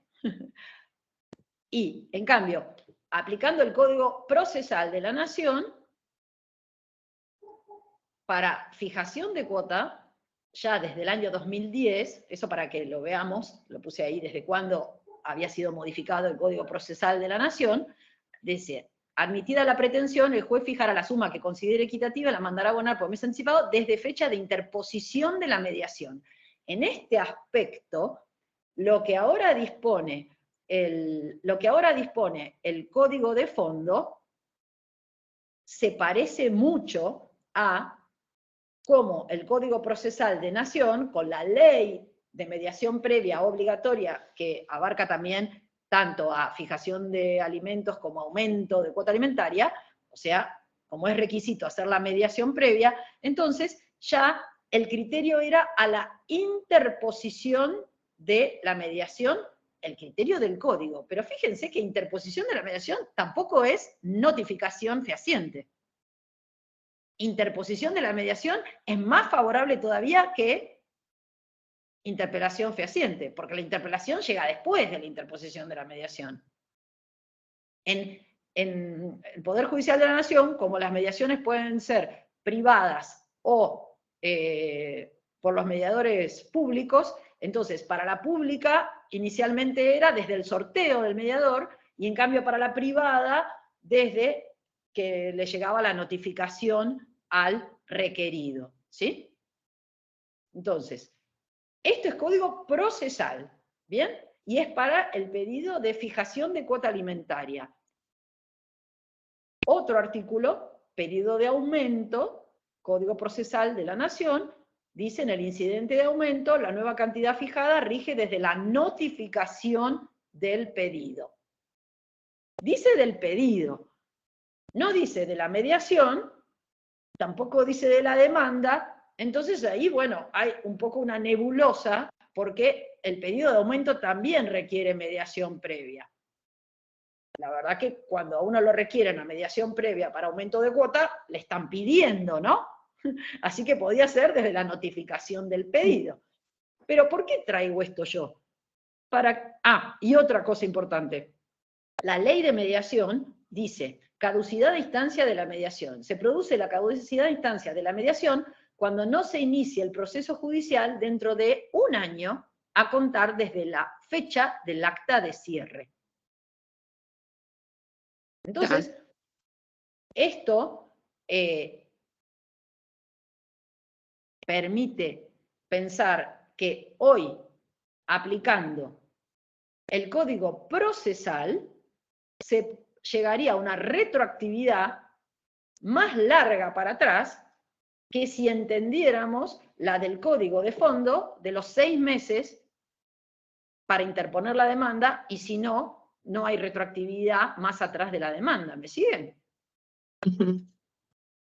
Y ahí entonces viene mi pregunta. Si el código de fondo introduce una norma sobre retroactividad, ¿podría tolerarse que en distintas jurisdicciones del país sea distinta la retroactividad? Yo no conozco los códigos de las demás provincias. Entonces, una primera respuesta podría ser, el código de fondo establece lo mínimo para todos los habitantes de la República. Ahora, si hay habitantes en una jurisdicción que con su propia ley local salen más beneficiados, ¿cómo funcionaría ese principio? ¿Es de no regresividad? Y yo creo que sí. Creo que sí. Bien, yo también. Yo también. Entonces, les decía, acá está las normas se complementan también según, no alcancé a leer, perdón, alguien que escribió en el chat. Bueno, entonces, salvo que aparezca de nuevo el comentario, acá tenemos el voto de Pettigiani en un fallo de la Suprema Corte, fijémonos que es muy anterior al Es Código viejo el Nuevo. fallo, es viejo. ¿Cómo? Que ese fallo Viejo. es viejo y además está como solito en la doctrina Pettigiani con eso. Total, pero sus argumentos precisamente son Sí. distinguiendo la obligación alimentaria derivada de la responsabilidad parental como distinta en este aspecto de la retroactividad de la de los parientes, y sus argumentos son: A, la obligación alimentaria surge de la procreación y responsabilidad de los padres nacen desde la concepción. B, la falta de cumplimiento de la obligación opera de modo automático, sin requerirse interpelación. C, la falta de reclamo de la madre se debe en general a dificultades de acceder a la justicia y no a la ausencia de necesidad. Esto me parece muy importante porque en charla con el doctor Dilela sobre esto, claro, era el contrapunto de la preocupación por sorprender a alguien con que debe muchos años atrasados de cuota alimentaria. Entonces acá Pettigiani está expresando el contravalor, esto de la sorpresa. No olvidemos que, nos dice Pettigiani aquí, que lo que podría considerarse que naturalmente sucede, no es que se aprovechen de un padre, sino lo contrario, que hay una madre que tiene problemas para reclamar antes. No nos preocupemos tanto por la sorpresa en la buena fe, como visualicemos que cuando no hay reclamo antes es porque no se pudo. Nosotros tenemos en la Corte en este momento, espero que en algún momento lo resuelvan, porque ya hace más de un año que está, un expediente en el que el señor, cuando le damos traslado de la liquidación, dice está prescripto a las cuotas porque son más de 2 años de retroactivo, la señora tuvo un montón de dificultades, víctima de violencia, una señora realmente de una vulnerabilidad extrema. Entonces nosotros le hicimos lugar, aprobamos la liquidación pese al reclamo del señor que decía que habían prescrito las cuotas más retroactivas, y la Cámara sostuvo la postura del señor y la Defensoría Oficial interpuso recurso extraordinario y estamos esperando que la Corte decida. Creo que va a ser un pronunciamiento sumamente interesante, porque esto del plazo de prescripción de 2 años es como muy exiguo para las cuotas de alimentos. Pero perdóname, Estela, ¿pero eran cuotas ya fijadas? Porque si Eran practicó liquidación... cuotas adeudadas de una cuota ya fijada. La mujer tuvo muchas idas y vueltas porque era una señora carenciada, que iba a la defensoría, que después no volvía. Vos viste que en las defensorías oficiales el trato no es fluido como es con un abogado particular. Entonces nosotros atendimos la situación de vulnerabilidad de la señora y de su hija, y digamos, teniendo en cuenta la cuestión de género, la vulnerabilidad, bla, bla, bla, dijimos que le aprobábamos la liquidación. La Cámara dijo no, 2 años, y ahora estamos esperando a ver qué pasa con la Corte. Me parece que va a ser un precedente interesante. Claro, porque totalmente, gracias. Gracias por recordarme este otro aspecto de la tutela efectiva. Que tenga esta prescripción cuando antes tenía 5 y además estaba específicamente previsto, no era junto con todo lo que se devengaba por años, eran las de alimentos. Y ahora no está expresado así.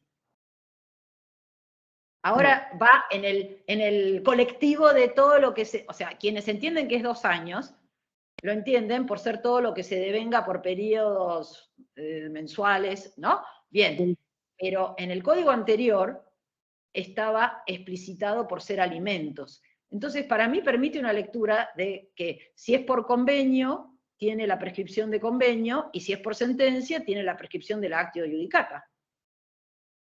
Bueno, no yo te cuento, después te voy a contar qué es lo que resuelve la Corte, porque me parece que va a ser un fallo para publicar, va a ser re interesante. Por favor.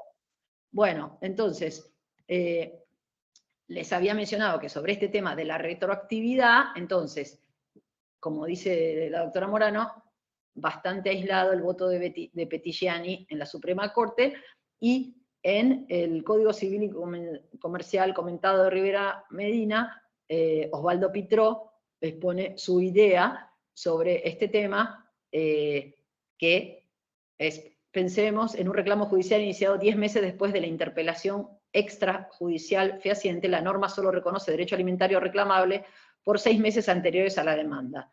Los gastos del lapso de 4 meses anteriores serían pasibles de un derecho de reembolso. O sea, Pitró opina que no caducan todos los anteriores a la interposición de la demanda, sino que se limita la retroactividad a los 6 inmediatamente anteriores a la demanda, y más atrás irá por reembolso si no se le prescribió lo de reembolso, que tiene 1 año, ¿no? Si no lo pifio, con lo cual tampoco es que sí, ilimitado. Bueno, está ampliada la opinión de Pitró, y me resulta interesante que Pitró mismo menciona que en los fundamentos del código, bueno, a ver, dice, acá, Pitró dice, en los fundamentos del proyecto, los autores expresan que la mediación es un hito de interpelación que retrotrae efectos. Y, entre comillas, empieza a citar lo que dice en los fundamentos, ¿no? Y dice, entendiéndose que también involucra la mediación en aquellos ámbitos en los cuales este tipo de resolución pacífica de conflictos es previa y forma parte de todo reclamo alimentario. Por ejemplo, Poder Judicial de la Nación querría decir que la retroactividad abarca todo el periodo hasta que se inició la mediación, y acá falta transcribir una parte de los fundamentos, que yo la transcribo más adelante, y es esta.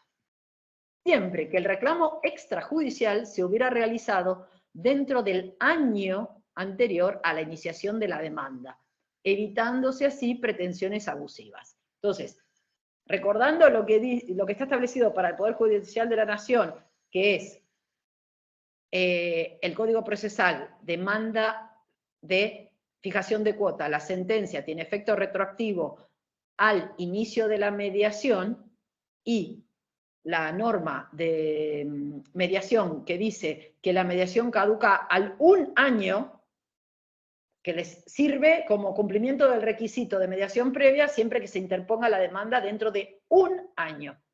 ¿Sí? Entonces, esto vuelve a iluminar qué pasa en el ámbito del Poder Judicial de la Nación. Si aplicando las normas locales se tiene mayor protección, ¿podría el Código de Fondo venir a privar de mayor protección? No. En provincia no tenemos esto, pero bien. Y acá está el fallo del Tribunal Laura Drude, dice que si los alimentos son para el niño, pero me aparecen puntos suspensivos luego de, en mi opinión. Entonces, Tribunal Superior de Santa Cruz, un fallo también anterior al nuevo código, corresponde confirmar la sentencia que condenó al progenitor a abonar una cuota alimentaria a su hija menor de edad reconocida en juicio de filiación desde el día del nacimiento, pues los padres deben alimentos desde el momento de la concepción. En tanto, la fuente de tal obligación es la patria potestad, era previo al nuevo código, que comienza a generar sus derechos y obligaciones con el inicio de la existencia de la persona, las cuales no pueden ser objeto de renuncia en virtud de fines tuitivos y naturaleza de orden público. Aquí hay aplicación del criterio de Pettigiani. Y, a modo de curiosidad, saber que en el Código Civil italiano está previsto con el mismo plazo de 6 meses al que tiene nuestro código, son debidos desde la demanda o del día de la Constitución en mora, cuando la Constitución fue hecha dentro de los 6 meses, fue seguida de la demanda judicial. O sea, en eso es similar. Y aquí tenemos otro fallo en el cual se rechazó la pretensión de retroactividad para más atrás de los 6 meses a la demanda de alimentos, que refería que en el juicio de filiación se había hecho reserva de interponer la demanda de alimentos, pero no la demanda. Entonces, cuando después salió la sentencia de alimentos, se pretendió que la retroactividad fuera al momento que habían hecho la reserva, y se negó. Lo que pasa es que a veces lo que te piden, lo que nos pasa a nosotros en las demandas de reclamación de la filiación, es que dentro de la demanda de reclamación de la filiación inician el pedido de fijación de una cuota provisoria. Entonces, Claro. El tema sería pensar, uno fija la cuota provisoria y sería pensar que si a la finalización del juicio, si la demanda prospera, a partir de cuándo, cuál sería la retroactividad de la demanda de alimentos ya con emplazamiento filiatorio. Si sería desde el momento en que se pidió, Claro. ¿no? Sería como para pensarlo, o si sería desde el momento que se inicia la demanda. Esa sería una Totalmente. cuestión que se me ocurre ahora como para pensar también. Pero en ese fallo, si mal no recuerdo, no habían pedido los alimentos en el juicio de filiación, sino que se habían limitado a hacer una reserva de pedir alimentos. Porque No, si los hubieran pedido, totalmente estoy de acuerdo con vos, Estela, que ya estaría el pedido, por más que fueran seguro. provisorios o no, estaría el pedido. Seguro. Y bueno, y esto es lo que te mencioné antes cuando hablamos del porcentaje, que fue un hallazgo, la verdad. Yo, cuando busco, no puedo evitar leer todo lo que se me presenta, y entonces dije, qué interesante esto para pensarlo, que es, era un daños y perjuicios por el homicidio de la mamá del reclamante contra el padre. Y entonces, esto es Juzgado Nacional Civil 68, que hizo lugar a la demanda de daños, y la parte que me interesó es la que está en negrita, bueno, pero dice, ante la falta de elementos suficientes, con el fin de acudir a parámetros relativamente objetivos, utilizaré la forma de valor vida Marshall calculando ingresos desde la fecha de fallecimiento de la mamá hasta que hubiese sido la edad jubilatoria de la madre, y desde la misma fecha hasta... 30%. Claro. Y entonces dice que calcularé que la víctima podía destinar un 30 a su propia manutención y el 70 al hijo. Entonces los daños se los fija contando que el 70% habrían sido para los alimentos del hijo. Me pareció súper interesante. Sí, seguro. Bien, entonces, acá termina mi power. Estoy para preguntas, comentarios. Bueno, no sé si hay preguntas. Yo no estoy desde el teléfono conectada y no sé. Camilo, vos te Por podés ahora fijar. en el chat no tenemos preguntas, pero bueno, si alguien quiere comentar algo, ahí está. Bueno, el Calvimonte. usuario veo Calvimonte. Ya te habilito el micrófono, podés desmutearte y bueno, te escuchamos. Estás muteada, no. Bueno, voy a hacer una cosa, a ver si ahí te podemos escuchar. Me figura cerrado tu micrófono. Si querés en todo caso escribir, ahí estás. Bueno, mientras tanto, alguien que quiera comentar algo.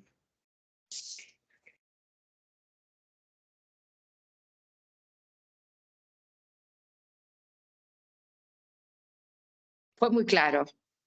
Bueno.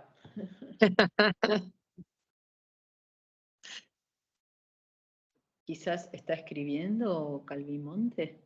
Dijo que iba a escribir su pregunta. Debe estar escribiéndola. A ver.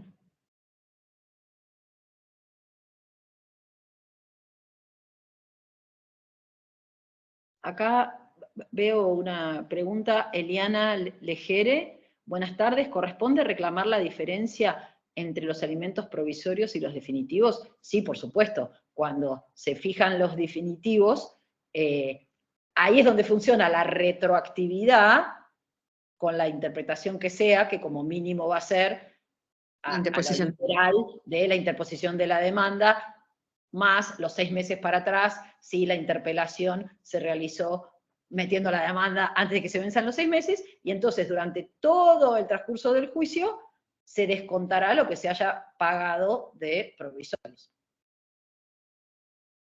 Después, empleado no inscripto, ¿cómo logramos acreditar ingresos? Ah, bueno. Bueno, una regla de antigua aplicación es que cuando no se puede acreditar directamente los ingresos, la capacidad económica puede surgir demostrada de serios indicios sobre la capacidad económica. Por ejemplo, si se demuestra gastos que no tienen costearlos. Entonces ahí está demostrada la capacidad económica. Para países como este, con mucha economía paralela, esa herramienta, no sé, Estela, pero ya desde que yo estudiaba... No, en lo que 1985, pasa es que vos podés demostrar a través del nivel de vida que llevaba la familia. El tema es que si el señor esconde hábilmente, después podés fijar la cuota, pero el tema es que no la vas a poder ejecutar. Este es el tema. Bueno, Es un pero proceso muy complejo a veces. claro, totalmente. Una cosa es, para determinar la condición y fortuna del demandado, que es lo que permite fijar la cuota, no es impedimento no poder acreditar los ingresos del demandado, porque se puede acreditar a través de prueba indiciaria la capacidad económica. ¿Bien? Ahora, como dice la doctora Morano, las patas cortas de esto son si no le podemos obligar a cumplir. Entonces, ¿cómo se puede a alguien obligar a cumplir? Embargándole algo. Y si no tiene ni ingresos en blanco, ni bienes de capital, no habrá nada contra lo cual ejecutar la cuota. Acá es donde tendremos que recurrir a otros obligados para determinar cuota y poder ejecutar, porque sin determinar cuota a cargo de otros obligados no le podemos ejecutar. No, seguro. Digo, por las dudas. Claro. Sí, sí. Dice, gracias por la exposición, rescato el criterio de la doctora Morano que sin vulnerar los derechos de la mujer, pero sobre todo de los hijos, toma en cuenta la posición económica del hombre, pues no siempre es óptima y se supone que ambos deberían compartir la manutención. No, o sea, por supuesto que a cada cual le toca nacer en la casa en la que le toca nacer, y yo no creo que la ley genere recursos. Lo que entiendo es que la manda de nuestra ley es que el solo hecho de la ruptura o inexistencia de la pareja matrimonial o paramatrimonial no es motivo suficiente para dejar de cumplir con los deberes alimentarios respecto de un hijo o para menguarlos. O sea, la sola razón de una ruptura de pareja. Cuando la ruptura de pareja, unida a que hay dos casas, entonces se gasta más, entonces no tenemos la sola razón de que estamos enojados.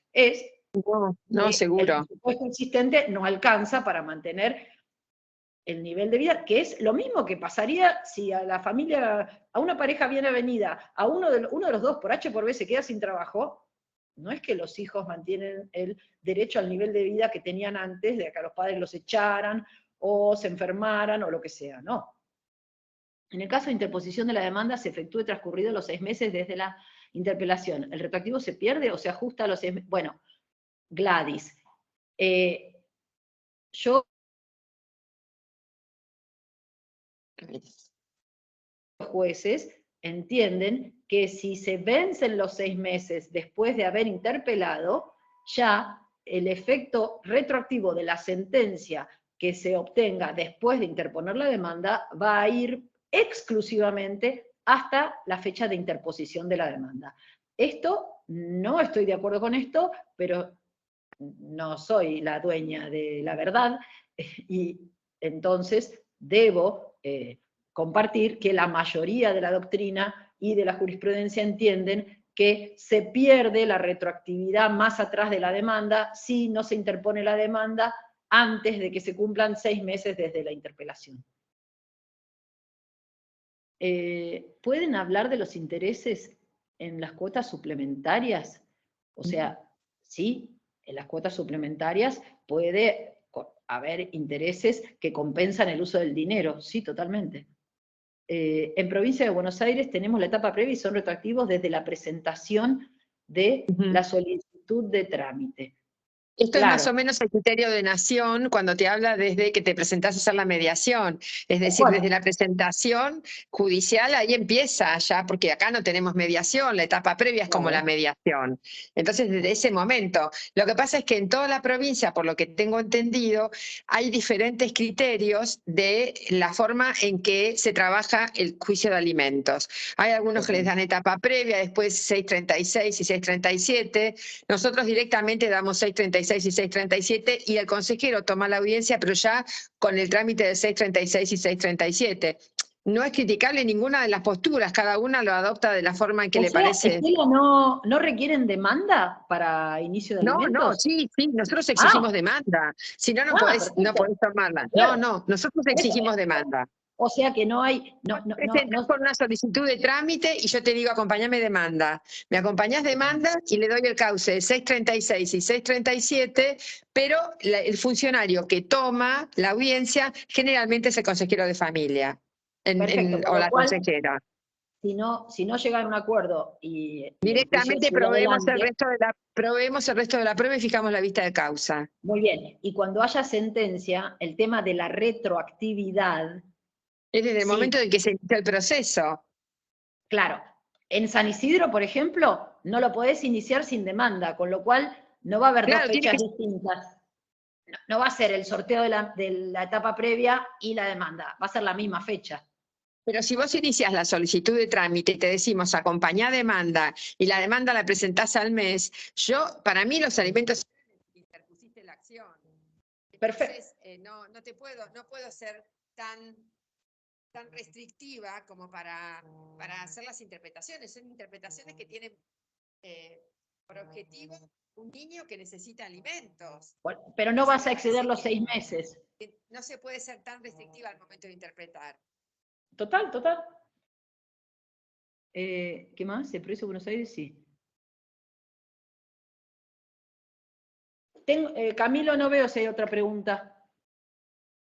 No tenemos más preguntas. No sé si para arriba me perdí algunas cuando empecé. No, diste lectura a todas. Bueno, muy bien. Bueno, si no hay más preguntas, te agradezco infinitamente que hayas venido, Ceci. Espero que a todos les haya parecido lo que me pareció a mí, que estuvo re buena la charla, el intercambio, y digamos, a los que estamos de este lado del mostrador, también nos sirve escuchar a aquellos que son los que nos padecen del otro lado del mostrador. Entonces está bueno esta posibilidad de intercambiar de todos de los que conformamos la comunidad jurídica, ¿no es cierto? Y me parece que esto resulta muy productivo. Así que desde ya muchísimas gracias. Bueno, a ustedes por estar, por las preguntas, y bueno, ojalá que entre todos realmente hagamos que de la letra pasemos a la tutela efectiva. Un abrazo, chau.